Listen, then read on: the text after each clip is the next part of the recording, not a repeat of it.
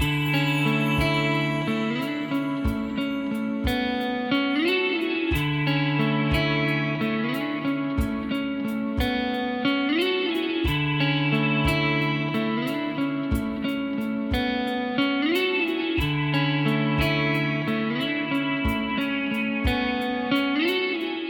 right, hey everyone, welcome back to Uncommon Ground. To my left is Sam McGregor, pastor at Allison Creek Presbyterian Church, and I am Michael Wright, and I am the non-believer talking with the pastor.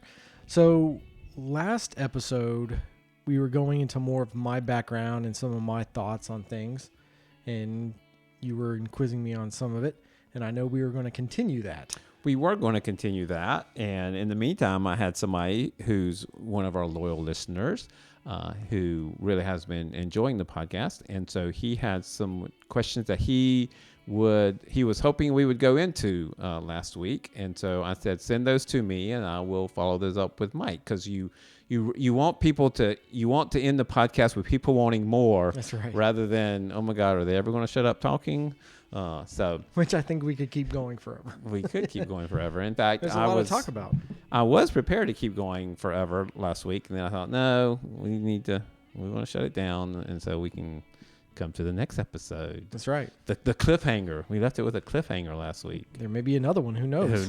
Who knows? So the continuation. Yes. So, all right. So this colleague of mine who listens regularly, asked me to ask you these follow-up questions. So he says, I think it would be great to hear more of Mike drilling down on his common sense way of approaching ethics.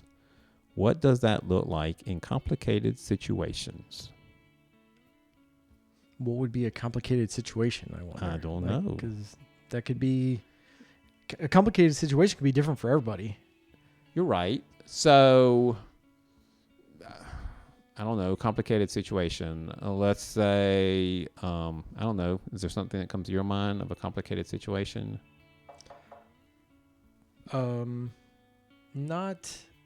really, because I mean, it's one of those things, like, I know what could be complicated for someone else won't be complicated for me. I know a lot of people have problems, like, talking to other people and giving speeches and things like that. I don't really have that kind of problem. I'm not a very personable person. Like, I'm very quiet. I'm very reserved, like out and about. But I do enjoy conversations with people, which is kind of, I guess, weird. But like, I know there's some people that don't want to have any conversations, don't want to have any interaction. That could be complicated for some people. But I'm more of a... Well, the one that kind of came to my mind and for whatever reason, this was the first thing that came in my mind of a complicated situation. So let's say you and your wife, she is pregnant, and you've been told by the doctor that if the child is born, it will be highly deformed. And so the ethical situation is, what do you do in that situation, and what guides your opinion of what you do in that situation? Or situation maybe where you're you're in a work situation. Let's say you're working here, and you have been you are aware of a situation that is unethical. Let's say you become aware of the pastor. You see the pastor slipping some money into his pocket out of the donation box, and you see that happening. So not that you've ever seen that happen. I don't think you've ever seen that happen. But if you saw something like that and it struck you as this isn't right, that's a complicated ethical situation. Okay. As far as like something with like we were talking about with like being pregnant, and if the baby would be deformed or some sort of like issue such as that, I mean, it'd be one of the things that my wife and I we would really discuss it. And I think if I guess issues that would arise health-wise for the child in the future, like if there would be complications for them to have a short life, then I guess we would discuss what we would be doing. I'm not against abortion. I'm not for abortion. I think these are situations that would need to be discussed per situation. So what would be your guiding principle to make an ethical decision like that? Quality of life. Okay. Like, I mean, and that's based on what? What guides your opinion on a quality of life? I think it's going to be variable. I think there's too many different situations that you could put into it. I mean, but if a child is going to be, if the doctor tells us that the child is going to have a lot of difficulties, like having breathing issues, they're going to be always, having trouble like getting through and stuff like that. I mean, that would be something that would be like, I'm deciding I don't want to have a child go through those kind of like tribulations, so it's going to be variable depending on the situation. If it was something like just a deformation as far as like how they would look, if it's not affecting their quality of life, I don't feel that there's any reason to discuss anything like that. I mean, there's tons of people who have tons of deformities and they have completely normal lives. That's just the way they look or something about them. But if it doesn't affect their quality of life physically, then I don't have any problem with it. Like, they'll always have problems about someone looking at them and judging them and things like that. But I think that doesn't matter if you have a deformity or not. People are going to judge you. So how do you base what quality of life means? What's your core value of quality of life? Something that's going to have like struggles in health and make things way more hard for you to actually live than not. Does that make sense? Like, if they were always going to be going to the doctor for some sort of issue, that every time that we go to the doctor, it's going to be like a 50-50 chance of coming out of the hospital with the child or not. Like, every single time. Mm-hmm. Like, just growing up with that. I think that's something that I wouldn't want a child to live in a hospital. Okay. I'd still want to push you a little farther than what kind of defines. So you're saying that if the child is struggling that if you think that the child is struggling to a certain degree, then that's your ethical breaking point. I don't even know what I'm asking. I mean, it's a very difficult. Those topic. are very difficult topic for anybody. So it's just one of those things that it's hard to nail down a specific issue. But I mean, if like the doctor, like after doing the examination, everything like that, and whatnot, they were like saying that there's a heart problem that is so serious that it may not survive birth, or if it does survive birth, then it will be in the hospital like continually during its life, because it's always going to be like shutting down, and you're probably going to have to like do that kind of stuff. I mean, that's like just one example. Like, if I wouldn't want the child to suffer health-wise, always being in pain and stuff like that. Right. How about like at the other end of life? So your parents, let's say one of your parents is at a point, and so the doctors, they've been in a car wreck, and the doctor asks you, do you want to take them off of life support? What's your guiding ethical principle to make that decision? As far as that goes, it would first come down to, do my parents have a wish to have like a DNR or, a living will, as far as like if they are just in a vegetative state, do they want to be taken off? I mean, that's going to be my first go-to as far as like right. what their wishes are. If they don't have those wishes, if they have those wishes, I'm going to abide by those wishes because that's what they want. Right. As hard and problemsome maybe to me, that's what they want. If they didn't have that, and it's one of those things that if they were in like a vegetative state or something like that, and there was no sign of actual getting better, no sign of life, if they're just going to stay in that state and that's what it is, then I don't see any purpose for them to stay there in that state. So what is their core purpose then?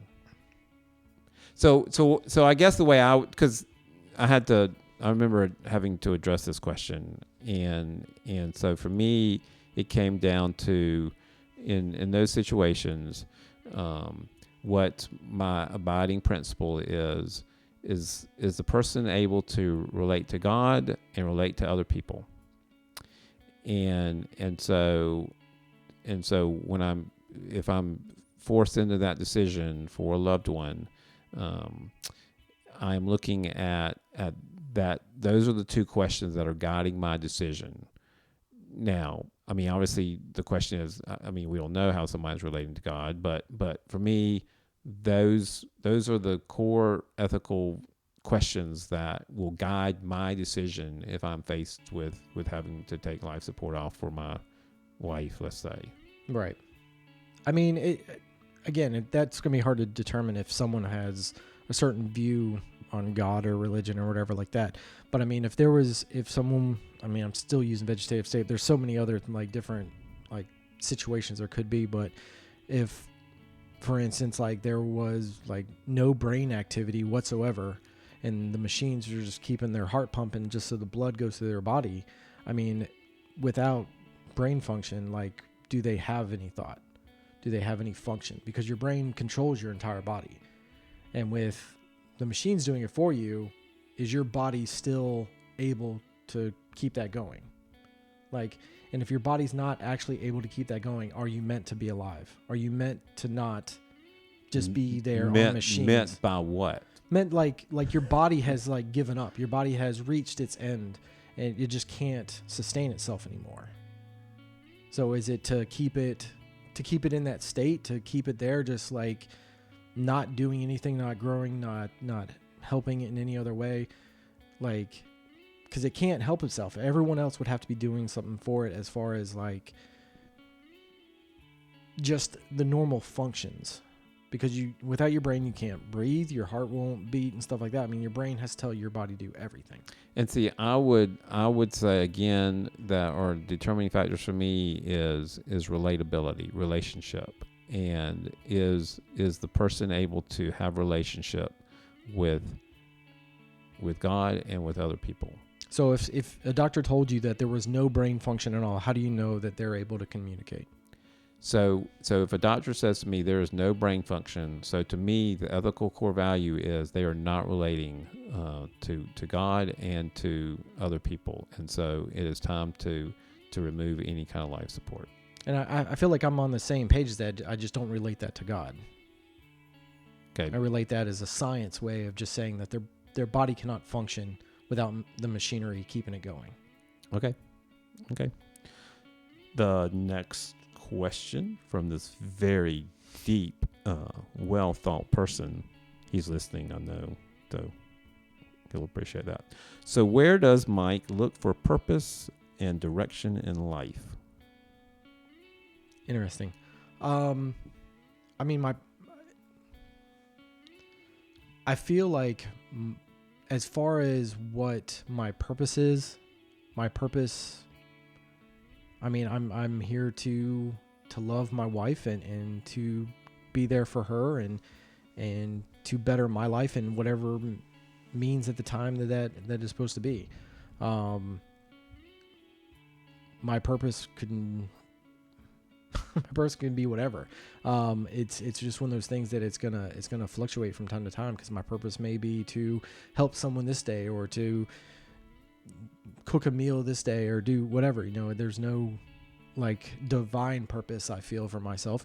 I feel like I'm not here just for one thing and one thing alone.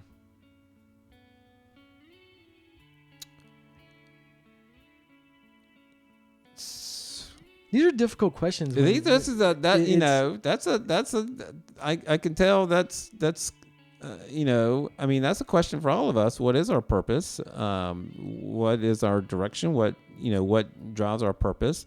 Okay, I'll give you an example of why also it's kind of hard, that I think that some people may relate to.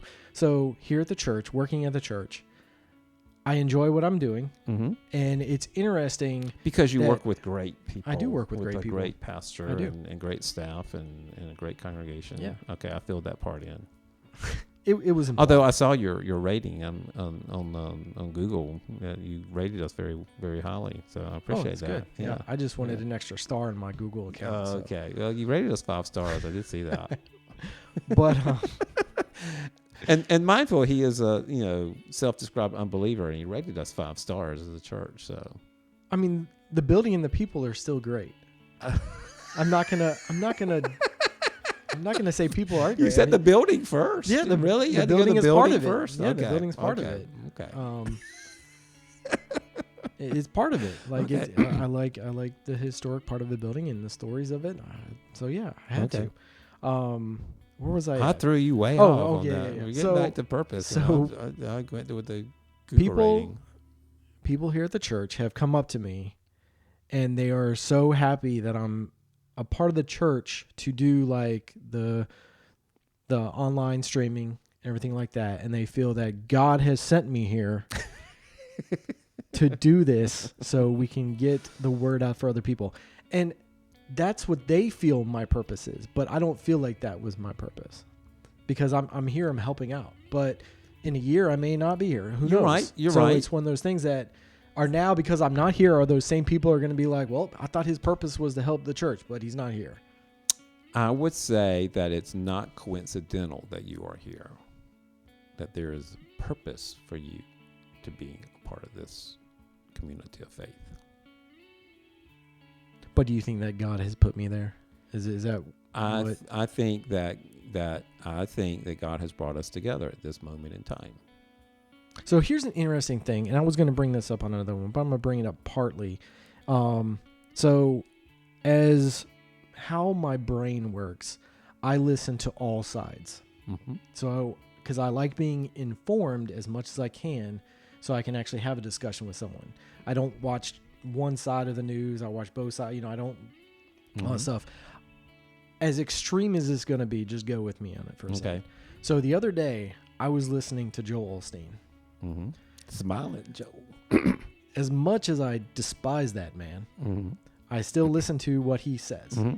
because I think he's very influential to a lot of people. He is. He was saying the other day, which was probably just a pre-recorded thing. I don't know when his actual sermon was, but he was saying that God's plan for everyone is already preset and everything going on, and saying that you may not know what you're supposed to do the next day. And you may even go into that next day and be like, I didn't think I'd be doing this. And that's saying that that's God's plan for it because he already has it marked out for you. So when I'm hearing this, all I get from it is that we do not have free will, even though we always speak that God gave us free will. Mm-hmm. But when saying that, that means that us as people, if God has a path for us, we don't have free will and everything is predetermined. So everything we do means nothing. It's meaningless because it's already preset. And see, I would not go there. I mean, what he is talking about there is strict. I would say double predestination. That God's got everything planned out. That there are folks who are predetermined to be saved and predetermined to be damned, and there's nothing we can do about which direction in life we're going. All we can do is faithfully serve, and it's already worked out. The way I address that question is, I do think that God's got a plan, that God's going to carry out that plan and get that overarching big picture. It's going to be accomplished. As an individual in the midst of that, I can either choose to be a part of the flow of God, of what God is doing, or I can choose to work against that or be outside of that flow. And so I do have free will. I do have choice as far as whether I am connected to what God is doing or I'm disconnected to what God is doing. And so if I'm connected to what God is doing, then that's when I feel a true sense of peace and about my life. And I mean, we heard a marvelous sermon today from Psalm 98 preached by Patrice Gaines, who's one of our elders here, who jumped in at the last minute because I had some eye issues this week that, thank God, it worked out, whereas I didn't have to have surgery. But and what she talked about was, praising God even in the midst of when things aren't going well. And so to me, what that message says to me is even if I'm in a dry season, or I have a really bad day, or things seem to be working against me, I trust God and I look to God to continue to be a part of moving in a direction that is good for the world and good for me, and I can choose to be a part of that. Does that make sense? Yeah, I can understand that. I don't follow through with that. I have one singular purpose that I have to be a part of God to have that purpose. I don't know if it's one singular purpose, and maybe it is for me. I do feel like it is my purpose to be in the midst of God's will for the world, for my life, and that is my purpose, is to glorify God and enjoy God forever, which is in the Presbyterian Catechism, first question. So to me, my focus. So when events happen, which I had a day this week where I had 4 successive things happen, including a potential serious eye issue, and there were 4 things that happened that day that were just made it just a crappy day. If we weren't online, I'd use a different word than crappy. But I can beep. You can beep. Okay. Yep. I didn't think about that. You can beep me. Man, if I could have that in life where somebody could beep some of the stupid stuff that I have said or done and just somebody beep me, man, gosh, there's so many ways that I would not be in the trouble that I'm in so many situations. Somebody could just go back and beep me.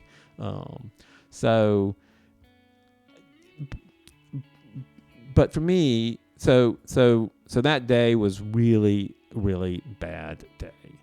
So, but then the next day, I call myself back into, okay, there's God's purpose is still going to be carried out even through these terrible events that I experienced or became aware of. And so my purpose is to reconnect or reorient myself to be in the midst of trusting God, that God's going to work all this out, and God's plan is much bigger than what I see in that moment of disorientation.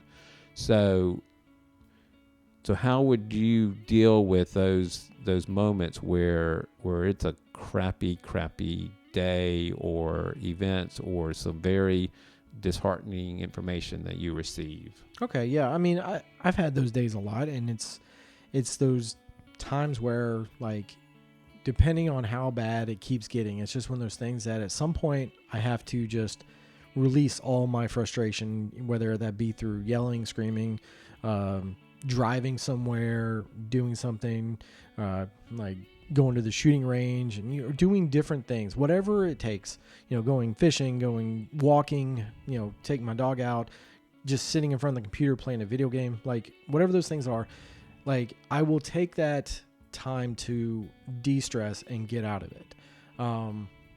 But again, it's something that I'm able to, when I realize something is going so bad, I get to a point where I'm like, you know what? I need to stop. It's already happened. I can't change the fact of it. I need to go forward, and then I refocus myself, and then I continue on. But what I'm not hearing is you're saying it's all about you, that there's not a bigger kind of purpose in the direction of the world. Well, at that time, the problems in my life is my world. Like, it doesn't, I would say 98% of the time, it's not going to affect someone else. So I need to focus myself and just get myself in a different state of mind. But one of the things that happened on this particular day is something that's going to impact other people. So it's not just about how I react to this situation, but helping some different people process what this disorientation is going to mean. So how do you... Okay, well, as far as like things like that, it's one of those things that if something were to happen, I would explain to them what the situation was, and then how they take it is nothing that I can control. Whether they are correct, happy about it, not happy about it, upset, happy, whatever the situation is. And so, but I know that for me, I've done my part to explain the situation, and then I can refocus. And either if they need help doing something else and changing something, I can help them. But it's one of those things that if it affects someone else, they have to go through their own emotions and their own actions to deal with it on their side. Right. But again, for me, when those moments happen that can be really bad moments, for me, trusting God through Jesus Christ means that I am able to reorient and to think, okay, God's able to work out something good even through the worst of human sin or human action or events that happen. Could be natural events. And so that's what keeps moving me in a positive direction. Whereas if I don't feel like, if I just feel like this is just a random set of events and those moments that happen that are very disappointing or disorienting, or when I think about moments that I've been through and the challenges I have faced in my life, if I think it's just a random set of events, then I'm going to have a hard time kind of finding a purpose in how I deal with that in a positive, constructive way. Okay. I mean, as far as like the continuation of bad things happening, I think that sometimes our own like attitude towards the situation can create more situations. I mean, if something bad happens, and even though we may seem to be okay about it, if we are continually thinking about it, we may not focus on another project, and then we mess that project up. And I know that because working in our sign shop back in the day, like if one of my jobs messed up, if I didn't try to focus myself and make sure that I was calm about it and stuff like that, I'd go on to the next project and then mess up another project because I'm still focused on that last project. Right. And I could probably keep doing it. So sometimes a series of events that can be bad are still related to the first event. So it's not random. It's completely sequential. It just happens because of the way our attitude is toward it. So you're looking at a rational kind of sequence of events. Right. This, then that. Right. And that you feel like that those are situations where you can explain by it all being a rational process. Yeah. And I mean, maybe that's just how, like, building websites and doing like mathematical equations, there's always going to be an if and then. If you do this, then this will happen. And I think like doing that kind of stuff, I mean, has led me to my own thought process out in the world normally. But are there not lots and lots of situations where it doesn't make sense? Oh, absolutely. If then, so how do you handle that? You have to just kind of focus on what the situation was to figure out where the little blip was that changed it. But there's lots of situations where there's no explanation. Oh, absolutely. Sometimes you won't be able to see it. Sometimes you'll glaze over. You'll never, ever know. Even though it could have been something simple or anything like that, you may just completely go over it. So how do you handle that situation? How do you explain that? So how do you explain, somebody told me about they were in a car, they had a blown out tire. If they don't have a blown out tire, they would have ended up in the midst of a tornado that crossed the interstate right in front of them. Well, there were people that were in that tornado on the interstate that, were killed or crashed or injured. So that's a situation that does not make sense to me. So how do you? There's not an if-then causation there. So how do you handle how do you handle that kind of situation? Based on things like that, I think it is just completely random. You happen to hit the nail that blew out that tire, and everyone else just drove an inch to the left to miss that nail, and you just happen to drive that inch to the right and you hit it. It's not something that God was above and be like, all right, I'm going to protect you from this tornado, so I'm going to blow your tire out. You'll have a bad day with the tire, but at least you won't be Dorothy over in the tornado. But I don't like these 3 people going in front of you because they didn't give that homeless man a cookie on the way to church on Sunday. So I'm going to let them go in the tornado. What decides, or why do you think God would decide to allow those people get put in the tornado and this one person not, just because of a nail? Well, and I have been trying to describe, and for anybody watching or listening, so I had this will hope be a whole nother episode, because I think we need to kind of wrap up right now, so we can continue this conversation. You can finish your thought real quick, and then we'll go. Well, continue. I don't think it's a quick thought. All right. It's a cliffhanger. We'll remember your thought on the next one. Yeah. So write it down or whatever. Okay. So I'll bring back Dorothy in the next episode. We'll go from there. You can never go wrong with Dorothy, although what's her name who played Dorothy was abused in making the movie. So anyway, but that's a whole different story. Not our type of podcast. Not our top. Yeah, not our top. All right, guys. Well, did that cover a lot of the questions that he had? Yes, that covered all of his questions. Now, what he said, he says, I think it would be great for you to do future episodes around certain themes like hope, forgiveness, suffering. It would be interesting to see what resources and perspectives you each bring to such topics. I don't think we have hope down here. I thought we did. Okay. So we could talk about it. I think that's an excellent suggestion. Yeah. Okay. Definitely that sounds good. That can tie into. All right, guys. So hopefully that got you more information, or maybe some of you confused or whatever. But definitely keep giving us more questions. That was a lot of fun. I enjoyed answering questions that someone else had. And we'll keep doing this, and we'll go on from there, and definitely check us out next time. Okay. And if you haven't seen any of our other episodes, and this is the first one, definitely go back, watch the other episodes. They're a lot of fun. Because we're building, It gets better each time. Well, that's the goal. Yeah. I think we are. I think we're moving in a good direction. All right, guys. Divinely inspired direction. Yeah. All right. So we'll check you guys on the next one. All right. See ya.